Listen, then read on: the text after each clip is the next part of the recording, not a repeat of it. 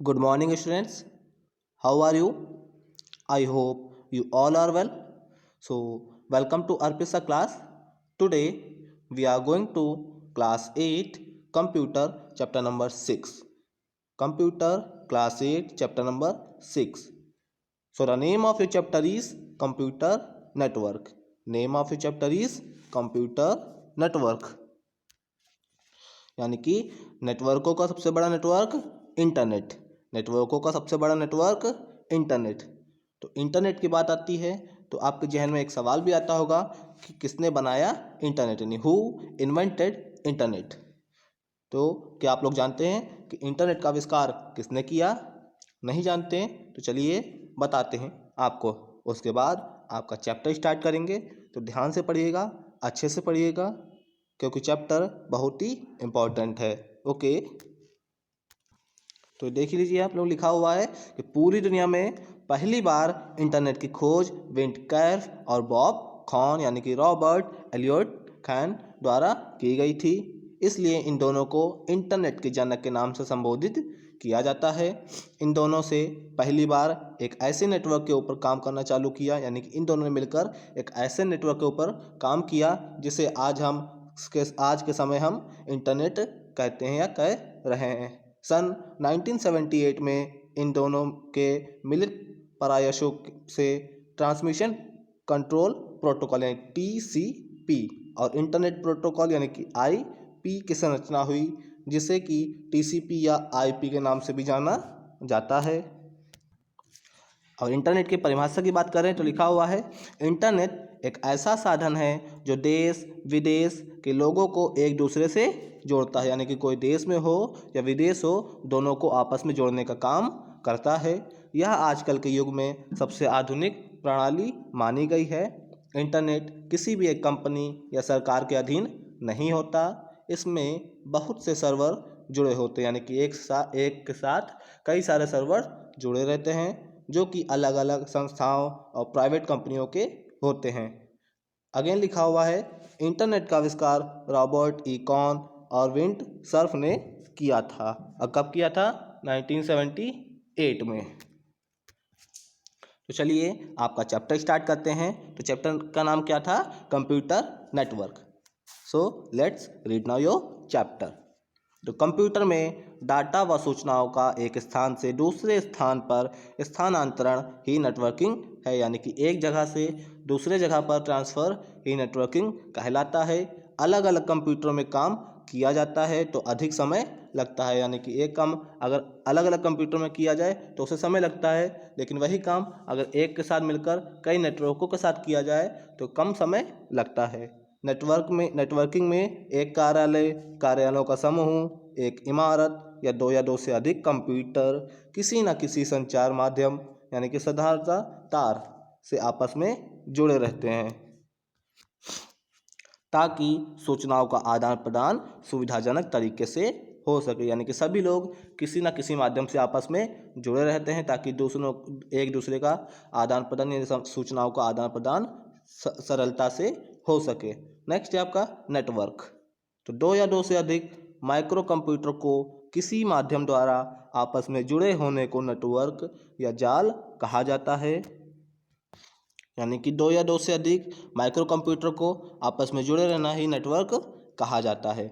Network में जुड़े computer स्वयं प्रोसेसिंग क्षमता रखते हैं तथा अपने हार्डवेयर, डाटा, फाइलों एवं प्रोग्राम का साझा करते हैं।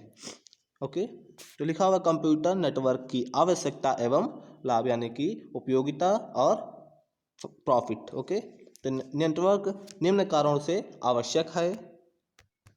तो नंबर 1 है आपका कंप्यूटर फाइलों का साझा करने के लिए, यानी फाइलों का आदान प्रदान करने के लिए। तो नेटवर्क अलग अलग स्थानों पर स्थित कंप्यूटर में डाटा तथा फाइलों के स्थानांतरण या आदान प्रदान की सुविधा देता है। नेक्स्ट नंबर 2, कंप्यूटर उपकरणों का साझा करने के लिए, यानी उपकरणों का साझा करने के लिए। कंप्यूटर के कुछ उपकरण बहुत महंगे होते हैं, जैसे प्रिंटर, स्कैनर। इस कारण से प्रत्येक कंप्यूटर के साथ इन उपकरणों को नहीं लगाया जा सकता है। यानी आप देखते हैं अगर आप कैफ़े वगैरह में जाते हैं तो वहाँ पे कंप्यूटर तो आपके सामने कई सारे दिख जाते हैं, लेकिन स्कैनर और प्रिंटर सामान्यतः एक ही आपको मिलेगा, क्योंकि ये इनके मूल्य काफ़ी अधिक होते हैं। तो इसलिए इनकी ज़्यादा उपयोगिता नहीं होती है, क्योंकि ये सारे कंप्यूटर को आपस में कनेक्ट हो जाता है, तो इसमें एक ही काम करता है। तो नेटवर्किंग के माध्यम से महंगे उपकरणों का साझा किया जाता है। नेटवर्क से यानी आपस में सब लोग जुड़े रहते हैं। तो आपके मतलब कि आपने फाइल बनाई या दूसरे ने फाइल बनाई, तो इससे आप दूसरे में ट्रांसफ़र करके उसे प्रिंट आउट निकाल सकते हैं या उसको स्कैन कर सकते हैं। नेक्स्ट है आपका अलग अलग कंप्यूटरों द्वारा परस्पर संचार करने के लिए। तो कंप्यूटर के माध्यम से अलग अलग ऑपरेटिंग सिस्टम कंप्यूटरों में फाइलों एवं सूचनाओं का आदान प्रदान किया जाता है। जैसे डॉस ऑपरेटिंग सिस्टम वाले कंप्यूटर में यूनिक्स ऑपरेटिंग सिस्टम वाले कंप्यूटर का संचार।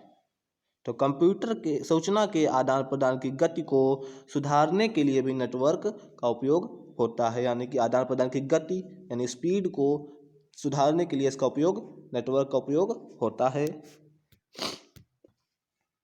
तो नेटवर्क माध्यम से डाटा एवं सूचना तुरंत कहीं पर भी उपलब्ध हो जाती है। संग्रह माध्यम का अनेक कंप्यूटरों पर साझा किया जा सकता है। एक ही फाइल को एक साथ अनेक कंप्यूटरों पर खोला जा सकता है, यानी कि एक ही फाइल को कई कंप्यूटर में एक साथ ओपन कर सकते हैं। तो नेटवर्क के अवयव, तो आइए नेटवर्किंग के मुख्य अवयवों को समझते हैं। पहला है नोड। तो नेटवर्क में जुड़े विभिन्न कंप्यूटर जो सर्वर के स्रोत का साझा करते हैं नोड कहलाते हैं। नेटवर्क में प्रत्येक नोड का एक नाम होता है, यानी कि प्रत्येक नोड का एक नाम होता है जो कि किससे जुड़े रहते हैं आपस में, सर्वर यानी नेटवर्क के जरिए जुड़े रहते हैं। तो सर्वर क्या होता है नीचे लिखा हुआ है। तो यह नेटवर्क का मुख्य कंप्यूटर यानी कि एक मेन कंप्यूटर होता है जिससे बाकी सारे कंप्यूटर ऐड रहते हैं यानी जुड़े रहते हैं, जो नेटवर्क में संचार माध्यम के द्वारा अन्य कंप्यूटर से जुड़ा रहता है तथा अन्य कंप्यूटर इसके सभी स्रोतों का साझा करते हैं। यह नेटवर्क के प्रोग्राम का संचालन करता है। नेक्स्ट है नेटवर्क इंटरफेस यूनिट। तो नेटवर्क इंटरफेस यूनिट नेटवर्क का उपकरण है जिसके माध्यम से सर्वर एवं नोड्स आपस में डाटा और फाइलों का संचार एवं साझा करते हैं। यानी इंटरनेट इंटरफेस के जरिए, नेटवर्क इंटरफेस के जरिए ये लोग फाइलों का या डाटा का संचार यानी आदान प्रदान करते हैं। नेक्स्ट है केबल। तो नेटवर्क में नोड्स एवं सर्वर को आपस में जोड़ने वाले तार को केबल कहते हैं। इन्हीं केबलों के माध्यम से डाटा एवं सूचनाओं का संचार होता है, यानी डाटा एवं सूचनाओं का संचार केबल यानी तार, जिसे हम लोग वायर के नाम से जानते हैं, उसके जरिए होता है। नेक्स्ट है नेटवर्क के प्रकार। तो नेटवर्क मुख्यतः 3 प्रकार के होते हैं, आप लोगों को बताया भी गया हुआ है, लैन, मैन और वैन, यानी कि local area network, metropolitan area network और वाइड एरिया नेटवर्क। तो फर्स्ट है आपका लोकल एरिया नेटवर्क यानी कि लैन। तो ऐसा कंप्यूटर नेटवर्क जिसमें सभी कंप्यूटर एक सीमित क्षेत्र में सुव्यवस्थित तरीके से आपस में जुड़े रहते हैं लोकल एरिया नेटवर्क कहलाते हैं। लोकल एरिया नेटवर्क का क्षेत्र 1 किलोमीटर से 10 किलोमीटर तक होता है। लैन प्रायः कार्यालयों, विद्यालयों तथा एक इमारत में होते हैं, यानी कि इनके नेटवर्किंग जो क्षमता है वो 1 किलोमीटर से लेकर के 10 किलोमीटर के अंदर ही होती है। जैसे सामान्यतः इनका प्रयोग कार्यालयों, विद्यालयों तथा इमारतों में होता है। नेक्स्ट है आपका मैन यानी मेट्रोपॉलिटन एरिया नेटवर्क। तो मुख्यतः लैन का ही विस्तृत रूप है, लैन की ही तकनीकी पर कार्य करता है, यानी कि मैन जो है वो लैन की ही विस्तृत यानी लैन से बड़ा नेटवर्क है जो कि लैन की तकनीकी पर कार्य करता है। इसमें 2 अलग अलग लैन को आपस में भी जोड़ सकते हैं, यानी 2 लैनों को आपस में जोड़कर भी मैन कंट्रोल कर सकता है। अतः इसका क्षेत्र 10 किलोमीटर से 100 किलोमीटर तक हो सकता है, यानी इसका नेटवर्क जाल है वो 10 किलोमीटर से लेकर के 100 किलोमीटर तक हो सकता है। तो मैन नेटवर्क की सहायता से डाटा एवं सूचनाओं के साथ साथ आवाज़ यानी कि वॉइस आपकी जो बोलते हो आप का भी आदान प्रदान हो सकता है, यानी आपके द्वारा भेजी गई सूचनाओं के साथ साथ आपकी आवाज़ का आदान प्रदान भी हो सकता है। नेक्स्ट है आपका वाइड एरिया नेटवर्क यानी कि WAN। तो बहुत बड़े भौगोलिक क्षेत्र, देश, प्रायद्वीप एवं महाद्वीप को आपस में जोड़ता है। कौन जोड़ता है? WAN, यानी कि भौगोलिक क्षेत्र या देश, प्रायद्वीप और महाद्वीप को आपस में जोड़ता है। WAN के कंप्यूटर तारों द्वारा नहीं जुड़े रहते, यानी WAN के कंप्यूटर जो है तारों के द्वारा नहीं जुड़े रहते या प्रायतः सैटेलाइट के से कनेक्शन में होते हैं। तो WAN के कंप्यूटर तारों से नहीं जुड़े रहते हैं। इसमें कंप्यूटर का परस्पर संचार उपग्रह द्वारा होता है। डाटा तथा सूचनाओं का आदान प्रदान माइक्रोवेव तरंगों के माध्यम द्वारा होता है, जैसे इंटरनेट। इसमें डाटा स्थानांतरित गति LAN की तुलना में धीमी होती है, यानी LAN की तुलना में इसमें डाटा की गति बहुत ही धीमी होती है। नेक्स्ट है आपका LAN तथा WAN में अंतर, यानी डिफरेंस LAN एंड WAN। तो LAN छोटे भौगोलिक क्षेत्र में ही सीमित होता है, जबकि WAN का क्षेत्र बहुत विस्तृत होता है। LAN की छोटे से में यानी कि एक छोटी सी जगह में होता है, जिसका आपने पढ़ा था 1 किलोमीटर से 10 किलोमीटर तक, और वहीं WAN 10 किलोमीटर से 100 किलोमीटर तक फैला हुआ होता है। तो LAN में डाटा और सूचनाओं का स्थानांतरण बहुत कम व्यय होता है, यानी कि इसका खर्चा बहुत ही कम होता है, जबकि WAN में डाटा का सूचनाओं में स्थानांतरण बहुत ही अधिक व्यय होता है, यानी इसका नेटवर्क माध्यम यानी स्थानांतरण खर्चा जो होता है वो काफ़ी अधिक होता है। तो LAN में कंप्यूटर आपस में तार यानी केबल के माध्यम से जुड़े रहते हैं, जबकि WAN में यह उपग्रह द्वारा जुड़े रहते हैं। WAN में उपग्रह द्वारा जुड़े रहते हैं, यानी LAN जो है वो कम सीमित क्षेत्र में होते हैं और WAN बहुत ही विस्तृत क्षेत्र में होते हैं। यानी कि LAN जो आपने देखा था ना 1 से 10 किलोमीटर, और WAN पूरे देश, भौगोलिक क्षेत्र और प्रायद्वीप में जुड़े रहते हैं।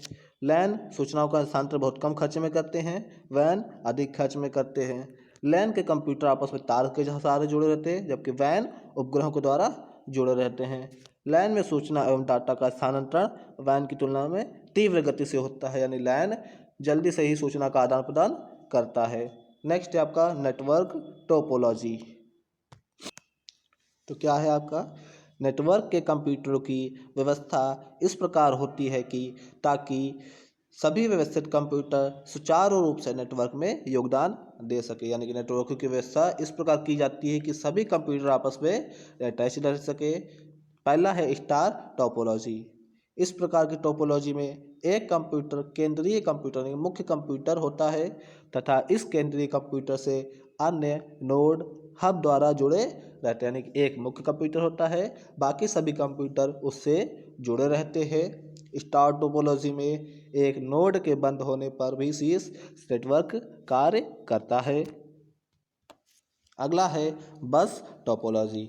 यह प्रसिद्ध नेटवर्क टोपोलॉजी है। इसमें एक मुख्य केबल से प्रत्येक नोड जुड़ा रहता है, यानी कि एक केबल से सभी कंप्यूटर जुड़े रहते हैं। इसमें हब जैसे महंगे उपकरण की आवश्यकता नहीं होती।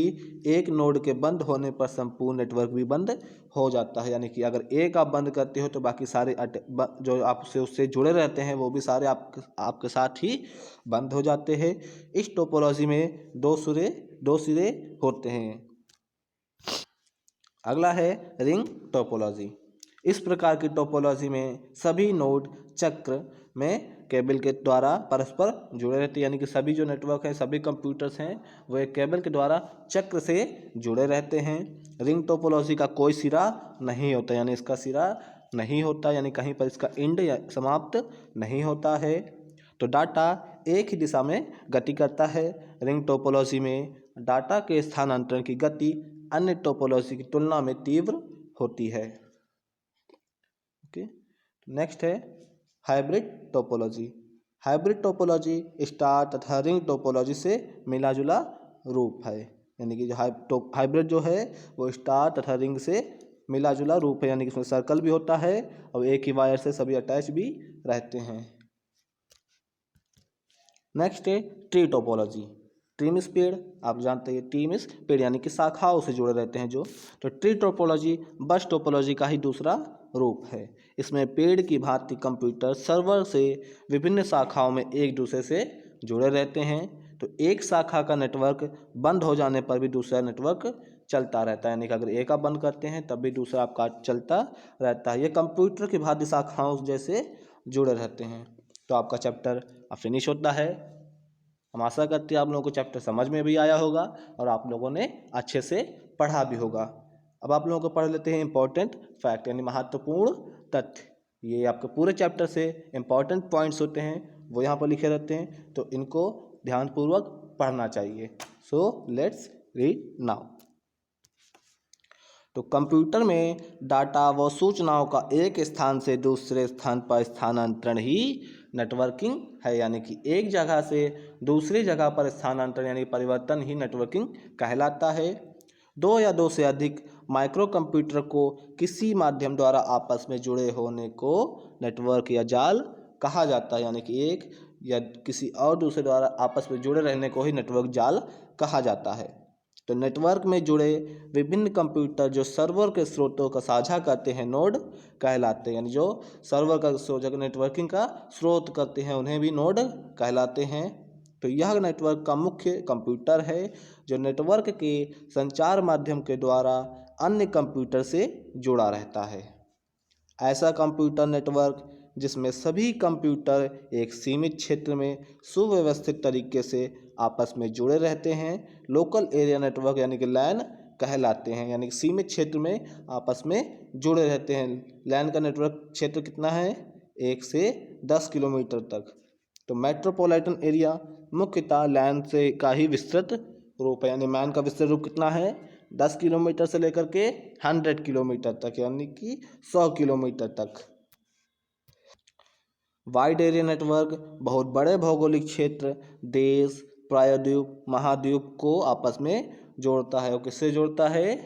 सैटेलाइट के जरिए, यानी कि एक नेटवर्किंग के जरिए जोड़ता है। इसमें वायर की आवश्यकता नहीं होती है। तो आप लोगों का चैप्टर फिनिश होता है।